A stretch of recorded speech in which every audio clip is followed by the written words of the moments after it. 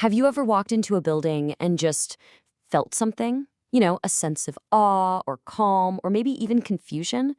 See, great architecture does so much more than just keep the rain out. It speaks a language, but what is it really saying? And how does it do it? Today, we're going to dive into the deep thinking behind architectural form, and we're going to move way beyond that simple old debate of does it work versus does it look good? So let's start by asking, what really gives a space its soul? Just look at this space. The massive concrete, the way the light just cuts right through the stillness. It feels huge, almost spiritual, right? This gets us to the real question we're trying to answer today. What is it that gives a space like this its soul? Is it just the materials and the shapes, or is there a much deeper idea at play here? For the longest time, the whole conversation around architecture has been trapped in this one debate: form versus function. Are you building something that works perfectly, or are you building something that looks beautiful? But here's the thing. As we're about to see, presenting this as some kind of choice is a huge misunderstanding of what architecture really can and honestly should be. Yeah, architects are often told they have to pick a lane. You're either on team functional performance, where everything is about efficiency, engineering, and just meeting the practical needs, or you're on team aesthetic expression, where the goal is all about visual impact, emotion, and creating a totally unique shape. But the truth is, the greatest works of architecture, they don't choose. They find a way to do both. They integrate. This quote just nails it, doesn't it? To design is not merely to generate form, but to construct meaning through necessity. So what that really means is the goal isn't just to make a cool shape or just to solve a problem. It's about finding the form that is born from the problem itself. That's where you find the real meaning, when the solution and the expression are the exact same thing. So, what happens when we forget that? What happens when form gets totally detached from necessity? Well, that's when we get into some dangerous territory.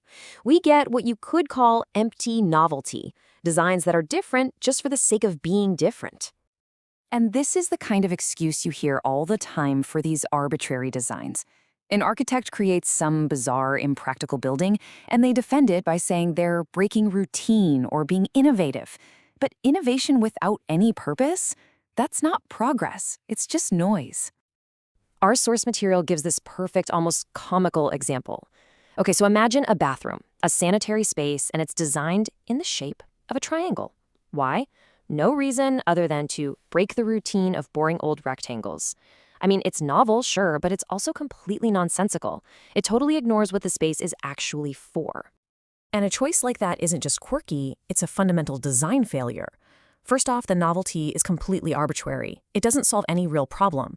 Second, it shows a real inability to tell the difference between a bold, useful experiment and just a plain bad idea. And ultimately, when that kind of thinking spreads, it really starts to erode the integrity of architecture as a whole discipline. All right, so let's move on to the opposite and way more powerful idea. Instead of just random novelty, we have design where every single decision is justified, where meaning is carefully constructed through some serious, rigorous thought. This image here really visualizes the architect's true task. The world presents just infinite chaotic possibilities. The job of the designer is to cut right through that chaos with reason and logic, to forge an order that is both functional and, just as importantly, meaningful. And that order isn't just pulled out of thin air. It's built on a series of really solid justifications. Every design decision has to answer some key questions. Is it based on rational logic? Does it actually improve performance? Does it respond to its environment? Does it serve human needs? And, this is the big one, has it been tested and evaluated? This is the bedrock of meaningful design. Okay, but how does a designer apply all that logic without creating something that's, well, purely mechanical? How do they bridge that gap between function and aesthetics? The answer lies in this incredibly powerful intellectual tool, abstraction. Now, abstraction, or at-tajrid, as it's known in Arabic, a concept with deep roots in Islamic art and philosophy, isn't about making something vague. It's the exact opposite. It's about finding the absolute essence of an idea. It's about stripping away all the distracting details to get to the core truth of a concept, whether that's an object, a feeling, or even a function. And what's so fascinating is how this one single concept is interpreted all across the world. In the West, you see this kind of material abstraction, which is famously summed up by that modernist motto, less is more. In Islamic architecture, it becomes a geometric abstraction expressed through these unbelievably complex patterns that are all rooted in mathematics. And then in Japanese design, it's often a spiritual abstraction, focusing on things you can't even touch, like the play of light or the feeling of empty space. Now, abstraction itself can kind of take two different paths. You've got direct abstraction, which is when you translate a literal form.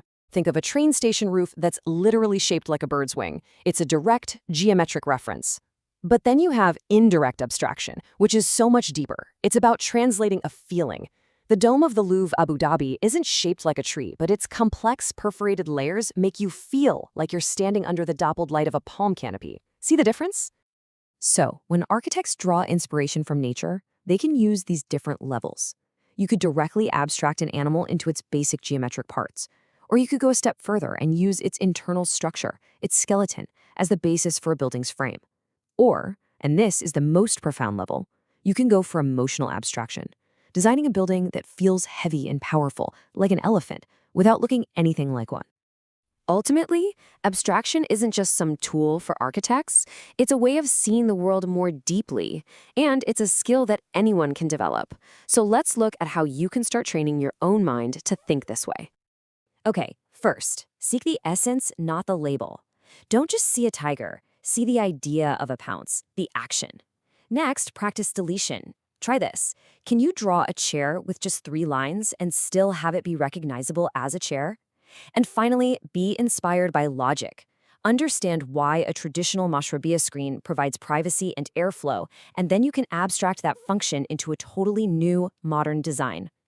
You know, it's so easy to look at minimalist design and think that abstraction just means emptiness or a lack of detail. But that's a huge misconception. True abstraction is the absolute opposite of empty. It's a space that has been so intensely considered, so refined down to its core purpose, that it is literally packed with profound, functional meaning. So the next time you walk into a powerful space, don't just see the walls and the windows. Look for the logic. Look for the essence. Ask yourself, what idea is this building trying to express? What feeling is it abstracting into physical form? Once you start looking for it, you'll find that the buildings all around you are telling stories, hiding these profound ideas right there in plain sight.